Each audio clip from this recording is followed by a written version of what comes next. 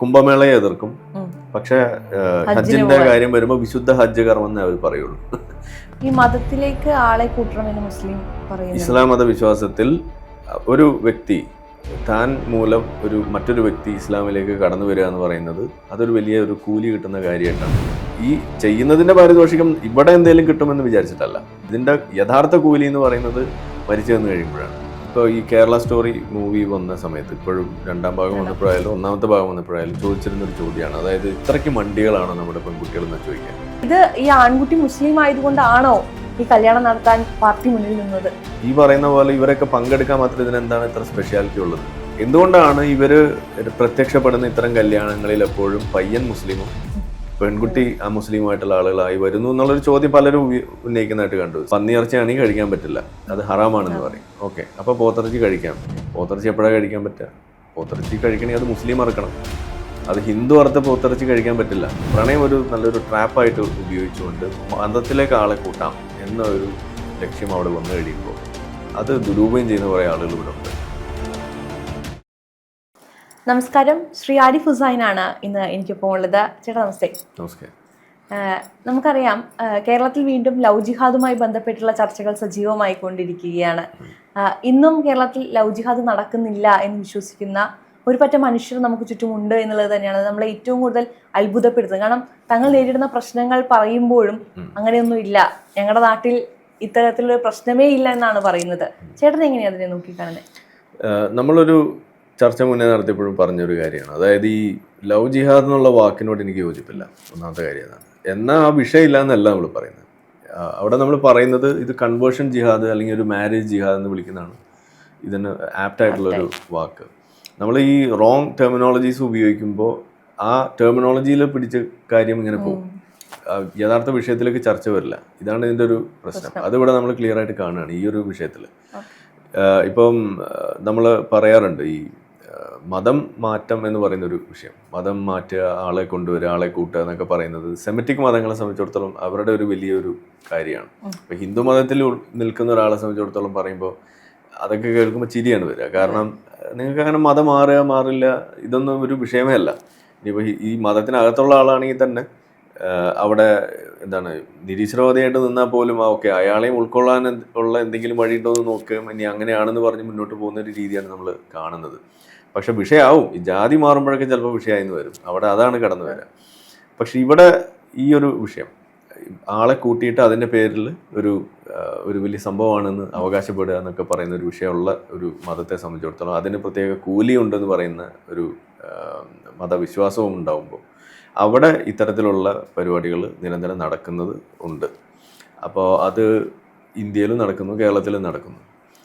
അപ്പം ഞാൻ പറയുക, ആ സംഭവം ഉണ്ടോ എന്ന് വെച്ചാൽ ആ വിഷയമുണ്ട്, അതിനെന്ത് കൃത്യമായിട്ട് ഡിഫൈൻ ചെയ്ത് എങ്ങനെ വിളിക്കണം എന്നുള്ളിടത്താണ് നമ്മുടെ പ്രശ്നം കിടക്കുന്നത്. അതാണ് നമ്മൾ ക്ലിയർ ചെയ്യേണ്ടത്. ഇനി അങ്ങനെ അല്ലാത്തത് കൊണ്ട് തന്നെ പലപ്പോഴും ഈ വിഷയം പറയുമ്പോൾ ഇത് മുസ്ലിം വിരുദ്ധതയായി മാറുമോ എന്നൊക്കെയുള്ള ഭയമൊക്കെ കാരണം ആരും ഇതിനെക്കുറിച്ച് പറയുന്നില്ല. പറയുന്നത് നിങ്ങളെപ്പോലെയുള്ള കുറച്ച് ആളുകൾ മാത്രമോ അല്ലെങ്കിൽ ഇപ്പം ഞാൻ മാത്രം പറയുന്നു, അപ്പോൾ ഉടനെ ഇതൊക്കെ വലതുപക്ഷമാണെന്ന് പറഞ്ഞ് മാറ്റി നിർത്തും. ഇതിനൊക്കെയുള്ള പാരലൽസ് ലോകത്തുണ്ട്. ഇപ്പോൾ നമ്മളുടെ ഗ്രൂമിങ് ഗാങ്സ് എന്നൊക്കെ പറഞ്ഞിട്ട് UK വിഷയം, ഇതൊക്കെ ഇതിനോട് കണക്ട് ചെയ്തുകൊണ്ട് നമുക്ക് പറയാവുന്ന കാര്യങ്ങളാണ്. അപ്പോൾ ഇവിടെ നടക്കുന്ന കാര്യം തന്നെയാണെന്നുള്ളതാണ് നമ്മൾ പറയുന്നത്. പേര് ഒന്നുകൂടി കൃത്യമായിട്ട് നമ്മൾ ഉപയോഗിച്ച് ശീലിക്കണം എന്നുള്ളതാണ്. തീർച്ചയായിട്ടും നമുക്കറിയാം, ഇപ്പൊ ചേട്ടൻ പറഞ്ഞു ലവ് ജിഹാദ് എന്ന് വിളിക്കുമ്പോൾ അതിൽ പ്രണയം അല്ലെങ്കിൽ ഒരു സ്നേഹം ഉണ്ടോ എന്ന് നമുക്ക് തോന്നിപ്പോകും. കാരണം സ്നേഹത്തിന് വേണ്ടിയിട്ടാണോ ഇങ്ങനെ ചെയ്യുന്നത്, അങ്ങനെയാണെങ്കിൽ അതിൽ തെറ്റുണ്ടോ എന്ന് വരെ ചോദിക്കേണ്ടി വരും. പക്ഷെ ഒരാളെ സ്നേഹിക്കുന്നുണ്ട് എന്ന് അഭിനയിച്ചുകൊണ്ട് അയാളുടെ ജീവിതത്തെ മാറ്റിമറിക്കുകയാണ്. അതിന് പിന്നിൽ വേറെ ലക്ഷ്യങ്ങളാണ് ഉള്ളതെന്ന് തിരിച്ചറിയുമ്പോൾ ഒരുപാട് വൈകി പോകുന്നതാണ് നമുക്ക് നമ്മുടെ പെൺകുട്ടികൾക്ക് ഏറ്റവും കൂടുതൽ സംഭവിച്ചുകൊണ്ടിരിക്കുന്നത്. ഇതിനെ തടയാൻ പറ്റുമോ എന്ന് ചോദിച്ചാൽ അത് തിരിച്ചറിവുണ്ടാവുക എന്നുള്ളതല്ലേ. ഇപ്പോൾ ഈ കേരള സ്റ്റോറി മൂവി വന്ന സമയത്ത് ഇപ്പോഴും രണ്ടാം ഭാഗം വന്നപ്പോഴായാലും ഒന്നാമത്തെ ഭാഗം വന്നപ്പോഴായാലും ചോദിച്ചിരുന്നൊരു ചോദ്യമാണ്, അതായത് ഇത്രയ്ക്ക് മണ്ടികളാണോ നമ്മുടെ പെൺകുട്ടികൾ എന്നാ ചോദിക്കുക. ഒരാൾ വന്ന് ഇങ്ങനെയൊക്കെ പറയുമ്പോഴേക്കും ഉടനെ അങ്ങ് കൂടെ പോയി ഇങ്ങനെയാണോ എന്നാണ് ചോദിക്കുക. അവിടെ എന്താ പ്രശ്നം എന്ന് പറഞ്ഞു കഴിഞ്ഞാൽ ഇവർക്ക് ഈ വിഷയം മനസ്സിലായിട്ടില്ല എന്നുള്ളതാണ് ഈ ചോദ്യത്തിൽ നിന്ന് നമുക്ക് മനസ്സിലാവുന്നത്. കാരണം ഇവിടെ നമ്മൾ പറയാറുണ്ടല്ലോ, പണ്ട് എന്താണ് പ്രണയത്തിന് കണ്ണുമില്ല മൂക്കില്ല എന്ന് നമ്മൾ പറയും. പ്രണയത്തിനാണ് കണ്ണുമില്ലാത്തത് മൂക്കില്ലാത്തത്, അല്ലാതെ പെൺകുട്ടിക്കല്ല കണ്ണും മൂക്കില്ലാത്തത്. പ്രണയം വന്നു കഴിഞ്ഞാൽ അവിടെ അതിന് ഏർപ്പെടുന്ന ആളുകൾ അവർ രണ്ടു കൂട്ടരും ആണായാലും പെണ്ണായാലും അവരത് അവിടെ എന്താണ് അത് എന്താ അത് സംഭവിക്കാൻ വേണ്ടിയിട്ട്, അവരുടെ ബാക്കി ലക്ഷ്യങ്ങളിലേക്ക് കടക്കാൻ വേണ്ടിയിട്ട്, അവരുടെ ജീവിതത്തിലേക്ക് കടക്കാൻ വേണ്ടിയിട്ട് സാക്ഷാത്കരിക്കാൻ പ്രധാനമായിട്ടും ലക്ഷ്യമാണുള്ളത്. അതിനു വേണ്ടിയിട്ട് അവർ പല വിട്ടുവീഴ്ചകളും ചെയ്യും, പല കൊടുക്കൽ വാങ്ങലുകൾ അതിനകത്തുണ്ടാവും. അതിലേറ്റവും പ്രധാനമാണ് ഒരാൾക്കൊരു ആഗ്രഹമുണ്ട് ഇങ്ങനെ മതത്തിലേക്ക് വരുന്നത്, ഒരു ജനുവനായിട്ട് മോളെ ഇങ്ങനെ ഒരു വിഷയമുണ്ട്, ഇങ്ങനെ പറഞ്ഞാലാണ് നിന്നെ എൻ്റെ വീട്ടിൽ സ്വീകരിക്കുകയുള്ളൂ എന്ന് വന്നാൽ തൽക്കാലത്തേക്ക് നമുക്കൊന്ന് അഭിനയിക്കാം എന്നൊക്കെ പറഞ്ഞിട്ട് മതം മാറുന്ന ഒരു കാലമൊക്കെ ഇവിടെ ഉണ്ടായിട്ടുണ്ട്. അങ്ങനെ ചെയ്തിട്ടുള്ള പല ആളുകളും ഉണ്ട്. അത് ഹിന്ദു മതത്തിലേക്ക് വന്നവരുണ്ട്, ക്രിസ്ത്യാനിറ്റിയിലേക്ക് പോയവരുണ്ട്, മുസ്ലിം ആയവരുണ്ട്, എല്ലാവരും ഉണ്ട്. നമുക്കൊക്കെ അറിയുന്ന ആളുകളുണ്ട്, മതം ഇല്ലാതെ പോയ ആളുകളുണ്ട്. പക്ഷെ ഇതൊക്കെ ഈ ഒരു മാറ്റം ഉണ്ടാകാൻ അല്ലെങ്കിൽ ഇങ്ങനെ മാറാനുള്ളൊരു സാഹചര്യം, ആളുകൾക്ക് ഇങ്ങനെ പരുവപ്പെടാനുള്ളൊരു സാഹചര്യം പ്രണയത്തിൻ്റെ പേരിൽ, അത് പലതും ചെയ്യുമല്ലോ. പ്രണയം ഉണ്ടെന്ന് തെളിയിക്കാൻ വേണ്ടി കയ്യിൽ ചോര വരെ വരുത്തിക്കുന്ന ആളുകളുണ്ട്. അപ്പോൾ അതിനുവേണ്ടി ചെയ്യുമെന്നുള്ള ആ ഒരു സംഗതി, ആ പ്രണയം ഒരു നല്ലൊരു ട്രാപ്പായിട്ട് ഉപയോഗിച്ചുകൊണ്ട് മതത്തിലേക്ക് ആളെ കൂട്ടാം എന്ന ഒരു ലക്ഷ്യം അവിടെ വന്നു കഴിയുമ്പോൾ അത് ദുരുപയോഗം ചെയ്യുന്ന കുറേ ആളുകൾ ഇവിടെ ഉണ്ട്. ഈ മതത്തിലേക്ക് ആളെ കൂട്ടണമെന്ന് മുസ്ലിം പറയുന്നു. ഇസ്ലാം മതവിശ്വാസത്തിൽ ഒരു വ്യക്തി താൻ മൂലം മറ്റൊരു വ്യക്തി ഇസ്ലാമിലേക്ക് കടന്നു വരിക എന്ന് പറയുന്നത് അതൊരു വലിയ ഒരു കൂലി കിട്ടുന്ന കാര്യമായിട്ടാണ് അവിടെ പഠിപ്പിച്ച് വെക്കുന്നത്. അതെന്തുകൊണ്ടാണ് അങ്ങനെ പറയാൻ? അതാണ് ഞാൻ ആദ്യം പറഞ്ഞത്. മതത്തിലേക്ക് ആള് ഉണ്ടാവുക എന്ന് പറയുന്നത് ഒരു വലിയൊരു സംഭവമായിട്ടാണ് കാണുക. ഇപ്പോൾ ഇസ്ലാം മതവിശ്വാസികൾ തന്നെ പറയുന്നത് കേട്ടിട്ടുണ്ടാവും, ഇസ്ലാമാണ് ലോകത്ത് ഏറ്റവും വേഗത്തിൽ വളരുന്ന മതം എന്ന് അവർ തന്നെ ഈ മേനി നടിക്കുന്നത് കണ്ടിട്ടുണ്ടാവും. സത്യത്തിൽ അത് പെരുകുകയാണ് ചെയ്യുന്നത്, പെരുകുന്നതാണ് സംഭവിക്കുന്നത്. പക്ഷേ ഇവർ പറയുന്ന വേഗത്തിൽ വളരുന്നു എന്നാണ്. അപ്പോൾ അതിൽ തന്നെ നിങ്ങൾ ആലോചിച്ചാൽ മതി. അപ്പോൾ നമ്മൾ ചോദിക്കും അവരോട്, വേഗത്തിൽ വളരുന്നു എന്ന് പറയുമ്പോൾ നിങ്ങൾ എങ്ങനെയാണ് ആളുകൾ ഇസ്ലാമിലേക്ക് മതം സ്വീകരിച്ച് വരുന്നതാണോ നിങ്ങൾ ഉദ്ദേശിക്കുന്നതെന്ന് ചോദിക്കുമ്പോൾ അതേന്ന് അവർ പറയും. അപ്പോൾ നമ്മൾ അതല്ല, വളരുന്നതിൻ്റെ കാരണം ഈ പെരുകുന്നതാണെന്നുള്ളതിൻ്റെ കണക്ക് നമ്മൾ വെച്ച് കൊടുക്കുമ്പോൾ അപ്പോൾ അവർക്കൊരു ജാള്യതയാണ് തോന്നുന്നത്. മതം വളരുന്നു എന്നത് ഒരു വലിയ സംഭവമാണെന്നുണ്ടെങ്കിൽ അത് കൂട്ടിയിട്ട് ഉള്ള വളർച്ചയാണെങ്കിൽ അവർക്ക് അതിനെന്താ കുഴപ്പമെന്നല്ലേ ചോദിക്കണ്ടേ, അത് അവരല്ല ചോദിക്കുന്നത്. അപ്പോൾ അവരുടെ മനസ്സിൽ മതം വളരുന്നത് ആളുകൾ ഇത് മനസ്സിലാക്കി ഇതിനകത്തേക്ക് വരുന്നു എന്നുള്ളിടത്താണ് ഇതിൻ്റെ ഒരു ഔന്നിത്യം കിടക്കുന്നത്. അല്ലാതെ പെറ്റുകൂട്ടുന്നതിൽ വലിയ കാര്യമൊന്നുമില്ല എന്ന് അവർക്ക് തന്നെ അറിയാം. അപ്പോൾ ഈ ഒരു പ്രശ്നം അതിൽ നിന്ന് തന്നെ നമുക്കത് മനസ്സിലാക്കാം. അതായത് ആളെ കൂട്ടുക എന്ന് പറയുന്നത് ഇവരുടെ വലിയൊരു അജണ്ടയാണ്, വലിയ സന്തോഷമുള്ള കാര്യമാണ്. അതും മതം മാറി വരുമ്പോൾ അപ്പോൾ അത് അവർ തന്നെ സമ്മതിക്കുന്ന കാര്യമാണ്. അപ്പോൾ മതം മാറ്റുന്നു എന്നുള്ളൊരു സാധനം, മതം മാറ്റാൻ വേണ്ടിയിട്ട് ഉള്ള സംവിധാനങ്ങൾ ഇവിടെ ഇല്ലേ? ഇപ്പോൾ സത്യസരണി പോലെയുള്ള ആ ഒരു തരം സംവിധാനങ്ങൾ ഇവിടെ ഒരുക്കിയിട്ടിരിക്കുന്ന ആരാണ്? അത് ഹിന്ദുക്കളല്ലല്ലോ, അത് ഇവർ തന്നെയാണ് ചെയ്തു വെച്ചിരിക്കുന്നത്. അപ്പോൾ അതിനുവേണ്ടി അവരത് ചെയ്യുന്നു, അതിലേക്ക് ആളെ കൊണ്ടുവരുന്നു, അവിടെ താമസിപ്പിക്കുന്നു. അതിലൊക്കെ പോയിട്ടുള്ള ആൺകുട്ടികളെയൊക്കെ നമ്മൾ ഇതേപോലെ സംസാരിച്ചിട്ടുള്ളതാണ്, എന്താണ് അവിടെ നടക്കുന്നതെന്നൊക്കെ അറിയാൻ വേണ്ടിയിട്ട്. അപ്പോൾ അതൊക്കെ ഇവിടെ നടക്കുന്ന കാര്യമാണ്. ഇതൊക്കെ എത്ര മുസ്ലിങ്ങൾ അത് സമ്മതിക്കുന്നുള്ളതൊക്കെ വേറെ വിഷയമാണ്. യാഥാർത്ഥ്യമായിട്ട് ഉൾക്കൊള്ളാൻ നമ്മൾ സാധിക്കാത്ത കാലത്തോളം ഇതിങ്ങനെ ഒഴിഞ്ഞു മാറി നടക്കും. അത് അധികം നാൾ നടക്കാൻ കഴിയില്ല എന്നുള്ളതാണ്. അപ്പോൾ ഇങ്ങനെ ആളെ കൂട്ടുന്നതിന് പാരിതോഷികം ഉണ്ടോ? പാരിതോഷികം, ഈ ചെയ്യുന്നതിന്റെ പാരിതോഷികം ഇവിടെ എന്തെങ്കിലും കിട്ടുമെന്ന് വിചാരിച്ചിട്ടല്ല. ഇവിടെ 50,000 10,000 റേറ്റ് കാർഡിന്റെ കാര്യമൊക്കെ പറയുന്നേക്കണം. അതിനോടൊന്നും ഞാൻ അങ്ങനെ ഫേസ് വാല്യൂവിൽ എടുക്കുന്നില്ല. കാരണം അതിനേക്കാൾ ഉപരിയായിട്ട് ഇതിന്റെ യഥാർത്ഥ കൂലി എന്ന് പറയുന്നത് മരിച്ചു വന്നു കഴിയുമ്പോഴാണ്. അതിനു വേണ്ടിയിട്ടാണ് ഈ പണിയെടുക്കുന്നത്. നമ്മൾ പല ആളുകളും കൂലിക്ക് വേണ്ടി പണിയെടുക്കും, കൂലിപ്പണി എന്ന് തന്നെയാണ് നമ്മൾ പറയുന്നത്. അപ്പോൾ ഈ എല്ലാവരും ഇപ്പം നമ്മളൊക്കെ ചെയ്യുന്ന പല പണികളും അങ്ങനെ തന്നെ, ശമ്പളത്തിന് വേണ്ടി നമ്മൾ ജോലി എടുക്കുന്നു എന്ന് പറഞ്ഞ മാതിരി മതത്തിലും പല കാര്യങ്ങൾ ചെയ്യുന്നതിന് ഒരു കൂലിയുണ്ട്. ആ കൂലി എന്ന് പറയുന്നത് വറ്റാത്ത ചില പുഴകൾ, കള്ളിൻ്റെയും പാലിൻ്റെയൊക്കെ പുഴ അത് കിട്ടുമെന്ന് പറയുന്നു, അതുപോലെ ഹൂറികളെ കിട്ടുമെന്ന് പറയുന്നു. ഇതാണ് അതിൽ പറഞ്ഞു വെക്കുന്നത്. അപ്പോൾ ഇതിനു വേണ്ടിയാണ് പലപ്പോഴും ഇത് ചെയ്തു വെക്കുന്നത്. അതോടൊപ്പം നരകത്തിൽ പോകാതിരിക്കുക എന്നുള്ള ഒരു ഉദ്ദേശം കൂടി. ഈ ഒരു ആംഗിളിൽ കാര്യങ്ങൾ കണ്ടിട്ട് എല്ലാം ചെയ്ത് മുന്നോട്ട് പോവുക, അതൊരു വലിയ സംഭവമാവുക, അതാണ് ശരിയെന്ന് പറയുക, ഇതൊക്കെ വേറൊരു മതത്തിലുള്ള ഒരാളെടുത്ത് നമ്മൾ പറയുമ്പോൾ അവർക്കത് വിശ്വസിക്കാൻ വലിയ പാടാണ്. കാരണം ഒരു മുസ്ലിമിനെ സംബന്ധിച്ചിടത്തോളം അവൻ്റെ ദൈനംദിന ജീവിതത്തിൽ അവന് ഏതൊരു കാര്യം ചെയ്യണമെന്നുണ്ടെങ്കിൽ, അപ്പോൾ ഒരു പോത്തിറച്ചിയും ബിരിയാണിയും തന്നു എന്ന് തന്നെ കൂട്ടുക, അത് കഴിക്കണമെങ്കിൽ പോലും അവൻ അവിടെ നോക്കുന്നത് എന്താണ്, ഇത് ഹറാമാണോ ഹലാലാണോ എന്ന് ചെക്ക് ചെയ്യും. ഇല്ല, എന്താണ് അതിൻ്റെ അർത്ഥം? ഇത് അനുവദനീയമാണോ, ഇസ്ലാമികമായിട്ട് ഇത് അനുവദനീയമാണോ എന്നാണ് ഈ ചോദിക്കുന്നത്. അപ്പോൾ പന്നിയിറച്ചിയാണെങ്കിൽ കഴിക്കാൻ പറ്റില്ല, അത് ഹറാമാണെന്ന് പറയും. ഓക്കെ, അപ്പോൾ പോത്തിറച്ചി കഴിക്കാം. പോത്തിറച്ചി എപ്പോഴാണ് കഴിക്കാൻ പറ്റുക? പോത്തിറച്ചി കഴിക്കണമെങ്കിൽ അത് മുസ്ലിം അറക്കണം. അത് ഹിന്ദു അറുത്ത പോത്തിറച്ചി കഴിക്കാൻ പറ്റില്ല, അപ്പോഴും പ്രശ്നമാണ്. പോത്തിറച്ചി മാത്രമായാൽ പോരാന്നാണ് ഈ പറയുന്നത്. അപ്പോൾ പോത്തിറച്ചി ഇപ്പോൾ ഹിന്ദു അറുത്ത പോത്തിറച്ചി കഴിച്ചാൽ എന്താ കുഴപ്പം? അത് ഒരു ദോഷമാണ്, അതവന് നെഗറ്റീവ് മാർക്കാണ് കിട്ടുന്നത്. ആ നെഗറ്റീവ് മാർക്കുമായിട്ട് അവിടെ ചെന്ന് കഴിഞ്ഞാൽ അവൻ ഉദ്ദേശിച്ച ലെവലിലുള്ള ഈ ഹൂറിയും അതല്ലെങ്കിൽ പുഴയൊന്നും കിട്ടില്ല, നരകത്തിൽ പോകും. ഇതാണ് അതിൻ്റെ പ്രശ്നം. അപ്പം എല്ലാം ഈ ഒരു മതവിശ്വാസി, ഇസ്ലാം മതവിശ്വാസിയുടെ ഒരു ദൈനംദിന ജീവിതത്തിൽ അടിമുടി എല്ലാ കാര്യങ്ങളും നിശ്ചയിക്കുന്നത് ഈ ഹൂറി പോയിന്റ്സ് ആണ്. ഞാൻ അങ്ങനെ അതിന് പറയുന്നത്. ഹൂറി നമ്മൾ ഈ ടെമ്പിൾ റൺ കളിയൊക്കെ ഗെയിമൊക്കെ കളിക്കുമ്പോൾ നിങ്ങൾ ഓർക്കണം, ഇങ്ങനെ ഓടുമ്പോൾ കോയിൻസ് ഒക്കെ ഇങ്ങനെ കളക്ട് ചെയ്യുന്ന കണ്ടിട്ടുണ്ട്. എന്ന് പറഞ്ഞ മാതിരി ഓരോ മുസ്ലിമും ഇങ്ങനെ മുന്നോട്ട് പോകുമ്പോൾ അവൻ കളക്ട് ചെയ്യുന്ന ഹൂറി പോയിന്റ്സ് ആണ്. ഈ ഹൂറികളെ കിട്ടാൻ വേണ്ടിയിട്ട് എത്രയോ പെൺകുട്ടികളുടെ ജീവിതം നശിപ്പിക്കപ്പെടുന്നുണ്ട് നമ്മുടെ അത് പെൺകുട്ടികൾ മാത്രമല്ല, ആൺകുട്ടികളും ഇതേപോലെ നഷ്ടപ്പെടും. കാരണം എന്താ വെച്ചാൽ ഈ മതമാറ്റം ആ റാക്കറ്റിലേക്ക് ആൺകുട്ടികളും വരും പെൺകുട്ടികളും വരും. പക്ഷെ അത് ഈ പെൺകുട്ടികളാവുമ്പോൾ ഉള്ള ഗുണം അല്ലെങ്കിൽ ആ വ്യത്യാസം എന്താന്ന് പറഞ്ഞു കഴിഞ്ഞാൽ അവരെ വിവാഹം വാഗ്ദാനം നൽകുന്നു. എന്നിട്ട് കല്യാണം കഴിക്കണം എന്നുണ്ടെങ്കിൽ ഇനി മതം മാറിയേ പറ്റുള്ളൂ എന്നൊരു നിബന്ധന വെച്ച് അവരെ ട്രാപ്പ് ചെയ്യും. അവിടെയാണ് ഇത് ചർച്ചാ വിഷയമാവുന്നതൊക്കെ. പണ്ട് ഇത് നമ്മൾ പറയുമ്പോൾ ആരും വിശ്വസിക്കില്ല. ഇപ്പം നമുക്ക് ഈ അടുത്തൊക്കെ ഉണ്ടായല്ലോ ഇതുപോലുള്ള ചില വാർത്തകളൊക്കെ ഉണ്ടായല്ലോ. കോതമംഗലത്ത് ഒരു പെൺകുട്ടി ആത്മഹത്യ ചെയ്യുന്ന വിഷയം ഉണ്ടായി, അങ്ങനെ പലതും. ഇപ്പം നമ്മൾ ഇപ്പോൾ ഒരു വാർത്ത കേൾക്കുന്നു ഈ മൊണാലിസ എന്നൊക്കെ പറഞ്ഞ പേരിൽ. അപ്പോൾ ആ കേസ് ഉണ്ടാവുന്നതിന് ഒരു കഴിഞ്ഞ വർഷമാണ് ജൂലൈ മാസത്തിൽ ഇതേ കേരളത്തിൽ UP-ന്ന് 2 പേര് ഇതേപോലെ വന്നു. അതിൽ ആ പെൺകുട്ടി ഒരു ദളിത് പെൺകുട്ടിയാണ്. അപ്പോൾ ആ പെൺകുട്ടി കല്യാണം കഴിക്കാൻ വേണ്ടി നോക്കുന്ന ആള് ഇവിടെ ഒരു മുസ്ലിമായൊരു വ്യക്തിയാണ്. അപ്പോൾ അതോടൊപ്പം അവർ അതിൽ കൊണ്ടുവരുന്നത് താമസിപ്പിക്കുന്നതൊക്കെ ഒരു മതപരിവർത്തനം നടത്തുന്ന സ്ഥലത്ത് തന്നെയാണ്. അങ്ങനെ അവസാനം അവർ അറസ്റ്റ് ചെയ്യപ്പെടുന്ന ഒരു അവസ്ഥയാണ് ഉണ്ടാകുന്നത്. കൈഫ് എന്നാണ് ആ പയ്യൻ്റെ പേര് ഓർക്കുന്നത്. അപ്പോൾ അതിവിടെ നടന്നതല്ലേ. അപ്പോൾ ഇത് നടക്കുന്ന സമയത്ത് ഇതാണ് കേരള സ്റ്റോറി എന്ന് ആരെങ്കിലും പറയാറുണ്ടോ? ഇല്ല. അപ്പോൾ നമ്മൾ ഈ കേരള സ്റ്റോറി മൂവിയിൽ അതൊരു മൂവിയാണ്, അത് ആ മൂവിയായിട്ട് കാണുക എന്നുള്ളതാണ് നമ്മളെപ്പോഴും പറയുക. ഇനി അതിൽ തന്നെ യാഥാർത്ഥ്യവുമായിട്ട് എന്തെങ്കിലും കണക്റ്റഡ് ആയിട്ടുള്ള സാധനങ്ങളുണ്ടെങ്കിൽ അത് ഇല്ലാന്ന് സ്ഥാപിക്കണം എന്ന് നിങ്ങൾക്ക് ആഗ്രഹം ഉണ്ടെങ്കിൽ നിങ്ങൾ ചെയ്യേണ്ടത് എന്താണ്? ഇത് ഇന്ന സാധനങ്ങൾ ഇല്ല എന്ന് നമുക്ക് പറയാൻ കഴിയണം. ഇത് അതിന് പകരം ആ സാധനം അവിടെ ഇരിക്കെ ഇപ്പുറത്ത് ഇതാണ് റിയൽ കേരള സ്റ്റോറി, ഇതാണ് റിയൽ കേരള സ്റ്റോറി നിങ്ങൾ പറഞ്ഞുകൊണ്ടിരിക്കുമ്പോൾ സത്യത്തിൽ നിങ്ങൾ ആംപ്ലിഫൈ ചെയ്യുന്നത് ഈ ഒറിജിനൽ കേരള സ്റ്റോറി തന്നെ. അപ്പോൾ ഇതിനെ മാസ്ക് ചെയ്യാനാണ് ഈ ശ്രമിച്ചുകൊണ്ടിരിക്കുന്നത്. ഒരു കണക്കിന് അത് നടക്കുന്നത് നല്ലതാണെന്ന് ഞാൻ പറയാം. അപ്പോൾ അങ്ങനെയെങ്കിലും ആളുകൾ ഓക്കെ ഇത് ചർച്ചാ വിഷയം ഇതിങ്ങനെ എന്നും നിലനിൽക്കും.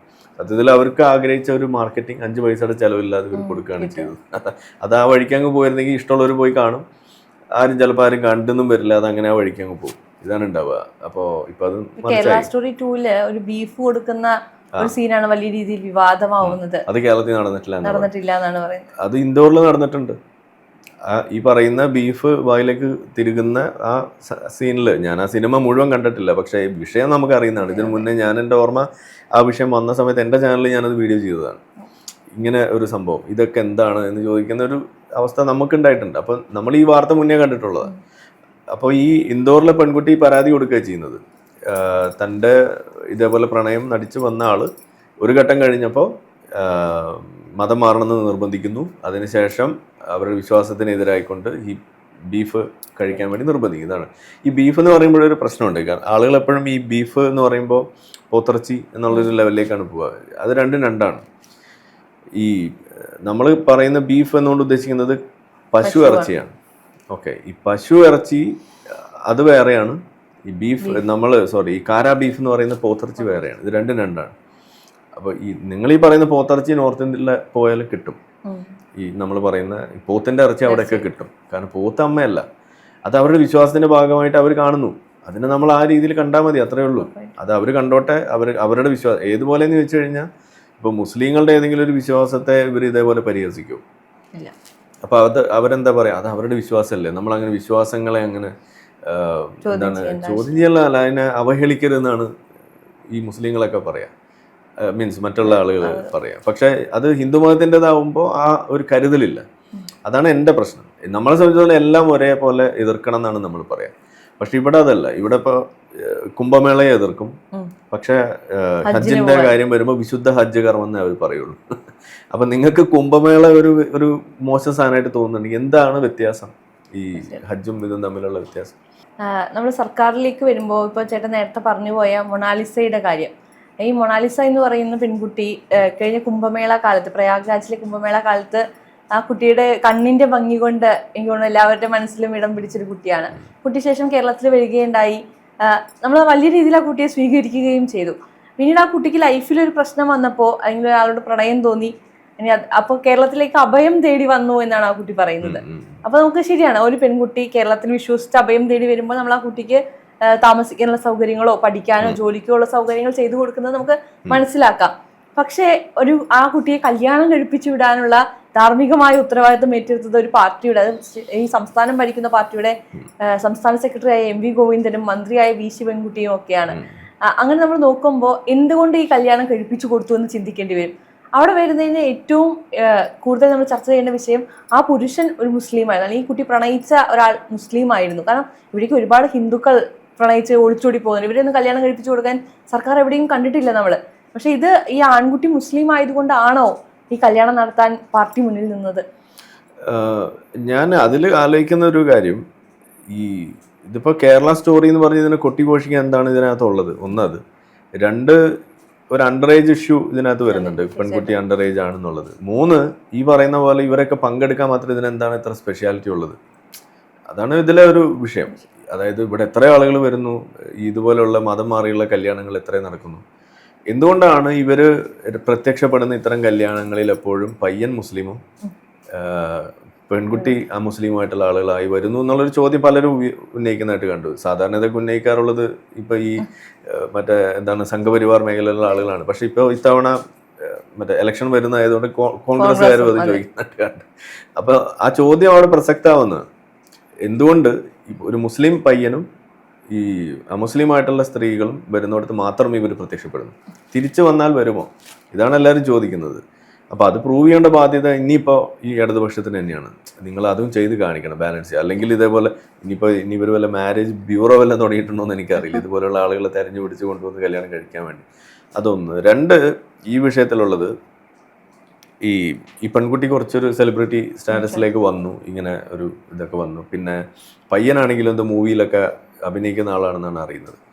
പിന്നെ ആൾ ഇവിടെ തന്നെയാണെന്നും അറിയുന്നു. അപ്പോൾ സ്വാഭാവികമായിട്ടും അവർക്കൊരു നെറ്റ്വർക്കിങ്ങിനുള്ള സാധ്യത ഉണ്ട് ഇവർ കണക്ട് ആവുന്നതിന് മുന്നേ. അപ്പോൾ അതിൽ സ്വാഭാവികമായിട്ടും ഈ ഇടതുപക്ഷത്തിൻ്റെ ആളുകളും മറ്റു മൂവി മേഖലയിലുള്ള ആളുകളൊക്കെ വരികയും ഇപ്പോൾ ആഷിഖ് അബു ഒക്കെ ആയിട്ട് എന്തോ കണക്ഷൻ ഉണ്ടെന്നൊക്കെയാണ് പറയുന്നത്. എന്താണെന്ന് എനിക്ക് കൃത്യമായിട്ടൊന്നും അറിയില്ല. ഉണ്ടെങ്കിലും ഇല്ലെങ്കിലും നെറ്റ്വർക്കിങ്ങിനുള്ള സാധ്യത ഉള്ളതാണ്. ഇപ്പോൾ നമ്മൾ ആരായാലും ഇപ്പോൾ നമ്മളുടെ മേഖലയിലാണെങ്കിൽ ഒരു നെറ്റ്വർക്കിംഗ് ഉണ്ടാവും. അപ്പോൾ ഈ നെറ്റ്വർക്കിങ്ങിലൂടെ സ്വാഭാവികമായിട്ടും കണക്ഷൻസ് ബിൽഡ് ചെയ്ത് കഴിയുമ്പോൾ ഇതുപോലെയൊക്കെ സംഭവിക്കാം. അപ്പോഴും ഞാൻ പറയുന്നത് ഇത് ഇപ്പോൾ ഈ പെൺകുട്ടി ഇവർ കല്യാണം കഴിച്ചു പോകുന്നു, ഇങ്ങനെ പോകുന്നു. ഈ സാധനത്തിൽ ഇവർ ഇതേപോലെ ഒരു വലിയൊരു ശ്രദ്ധ കൊടുക്കുന്ന അവസ്ഥയിലേക്ക് ഇത് കൊണ്ടെത്തിച്ചിട്ടില്ലായിരുന്നെങ്കിൽ നമ്മൾ ആരെങ്കിലും ഇത് ചർച്ച ചെയ്യുമോ? ഇല്ല. അവരുടെ ജീവിതമായിട്ട് മുന്നോട്ട് പോകാൻ. അപ്പോൾ ഇവിടുത്തെ പ്രശ്നം എന്താണ്? ഒരു മുസ്ലിമിനും ഒരു അമുസ്ലിമായിട്ടുള്ള ഒരു വ്യക്തി, ആണായിക്കോട്ടെ പെണ്ണായിക്കോട്ടെ, അവർക്ക് സമാധാനമായിട്ടൊന്ന് പ്രണയിച്ച് കല്യാണം കഴിക്കാൻ പോലും പറ്റാത്ത അവസ്ഥയിലേക്ക് കാര്യങ്ങൾ കൊണ്ടെത്തിച്ചിട്ടുണ്ട്. ഇതാരെ കൊണ്ടെത്തിച്ചത്? അതിൻ്റെ പഴി സംഖ്യകളുടെ തലയിലിട്ടൊരു കാര്യമില്ല. ഇതാണ് ഞാൻ പറയുന്നത്. അതിൻ്റെ പഴി ആരുടെ തലയില്ല. അത് നേരത്തെ പറഞ്ഞ മാതിരി ഈ കൺവേർഷൻ റാക്കറ്റുമായിട്ട് നടക്കുന്ന ആളുകളാണ്. ഈ അഖില ഹാദിയ വിഷയമൊക്കെ അതിൽ ക്ലാസിക്കൽ എക്സാമ്പിൾസ് ആണ്. അപ്പോൾ അവിടെ ഈ കൺവേർഷൻ റാക്കറ്റിനെ കുറിച്ച് ഇവർ പറയില്ല. മതപരിവർത്തനത്തിന് വേണ്ടി എങ്ങനെയൊക്കെയാണ് ശ്രമങ്ങൾ നടത്തുന്നത് എന്നുള്ളതിനെ കുറിച്ച് ഇവർ പറയില്ല. നമ്മുടെ മുന്നിൽ എപ്പോഴും ഒരു ഷെഫിൻ ജഹാനും ഒരു അഖില ഹാദിയ അവരുടെ പ്രണയമാണ് വരുന്നത്. ഷെഫിൻ ജഹാൻ ചിത്രത്തിലേക്ക് വരുന്നത് എങ്ങനെയാണെന്നുള്ളത് ഇവർ പറയില്ല. അവിടെ പ്രണയം ഉണ്ടായിട്ടില്ല, അവർ തമ്മിൽ പ്രണയത്തിലായിരുന്നില്ല എന്നുള്ളതാണ്. നമ്മൾ അവരോട് നേരിട്ട് സംസാരിച്ചിട്ടുള്ളതാണ്. അവർ വീട്ടിൽ പോയി, ഇപ്പം അമ്മ ഈ അടുത്ത് മരിച്ചു ഒക്കെ ഉണ്ട്. അപ്പോൾ അവിടെയൊക്കെ സംഭവിക്കുന്നത് എന്താണ്? ഈ പെൺകുട്ടിയെ മതത്തിലേക്ക് ആകർഷിക്കുന്നു, ഈ പെൺകുട്ടിക്ക് മതത്തിനോട് വലിയ സ്നേഹം തോന്നുന്നു, മതം മാറാൻ വേണ്ടി ശ്രമിക്കുന്നു. അങ്ങനെ ശ്രമിക്കുന്ന ആ ഒരു പിക്ചറിൽ പോലും ആൺകുട്ടി ഇല്ല, ഷെഫിൻ ജഹാനില്ല. അപ്പോൾ ഇവരുടെ വീട്ടിൽ നമ്മൾ പോവുക അന്വേഷിക്കുകയൊക്കെ ചെയ്തിട്ടുള്ളതാണ് ഈ അഖില ഹാദിയുടെ. അപ്പോൾ അവിടെ ഇതെല്ലാം കഴിഞ്ഞ് ഈ ആട് മേയ്ക്കാൻ പോകുന്നതുമായി ബന്ധപ്പെട്ടിട്ടുള്ള ചർച്ച വരുമ്പോഴാണ് ഈ ആട് ഇവിടെ അല്ലേ മോളെ ആടും പറമ്പൊക്കെ ഉള്ളത്, നിനക്ക് ആടിനെ ഞാൻ വേണമെങ്കിൽ എത്തി തരില്ല എന്ന് അശോകൻ ചോദിക്കുകയാണ്. അപ്പോൾ അശോകൻ അത് ആദ്യം കത്തുന്നില്ല. അപ്പോൾ അശോകൻ്റെ മറ്റൊരാളോട് ഇത് ഷെയർ ചെയ്യുമ്പോഴാണ് അശോകൻ്റെ ആ സുഹൃത്ത് പറഞ്ഞു കൊടുക്കുന്നത്, അതായത് അച്ഛൻ, ഇത് വേറെന്തോ സാധനമാണ്, ഇത് നമ്മൾ ഉദ്ദേശിക്കുന്ന ആടല്ല എന്ന് പറഞ്ഞിട്ട് ഇത് പിന്നീട് ഇതിൻ്റെ ഈ വിഷയത്തിലേക്ക് വരുന്നത്. അതെന്ന് വെച്ചാൽ നമ്മുടെ ഈ സിറിയയിലേക്ക് പോകുന്നതുമായി ബന്ധപ്പെട്ടുള്ള സാധനം വരുന്നത്. അപ്പോൾ ആ സമയത്ത് ഇവിടെ ഒരു തടസ്സം വരികയാണ്.